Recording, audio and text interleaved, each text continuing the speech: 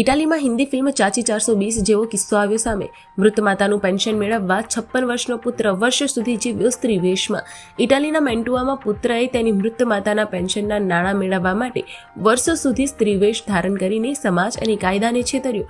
મૃતક માતા ગ્રેઝિએલા ડાલ ઓગેલિયો 2022માં અવસાન પામ્યા હતા, પરંતુ પુત્રએ તેમના મૃત્યુની જાણકારી સત્તાવાળાઓને ન આપી.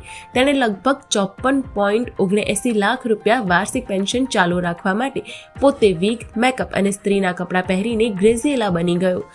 16 નવેમ્બરના રોજ જ્યારે તે માતાના ઓળખપત્રના નવીનીકરણ માટે રજિસ્ટર ઓફિસ ગયો, ત્યારે કર્મચારીને તેની ગરદન પરના પુરુષો જેવા વાળ અને અવાજમાં આવતી કઠોરતા પર શંકા ગઈ. પોલીસ તપાસમાં સીસીટીવી ફૂટેજ અને અન્ય પુરાવાના આધારે તેની ધરપકડ કરવામાં આવી. આરોપીના ઘરની તપાસ દરમિયાન પોલીસને લોન્ડ્રી રૂમમાં સ્લીપિંગ બેગમાંથી માતાનો મમીકૃત મૃતદેહ મળી આવ્યો. નાણાકીય લાભ માટે કરેલી આ છેતરપિંડીએ સૌને સ્તબ્ધ કરી દીધા.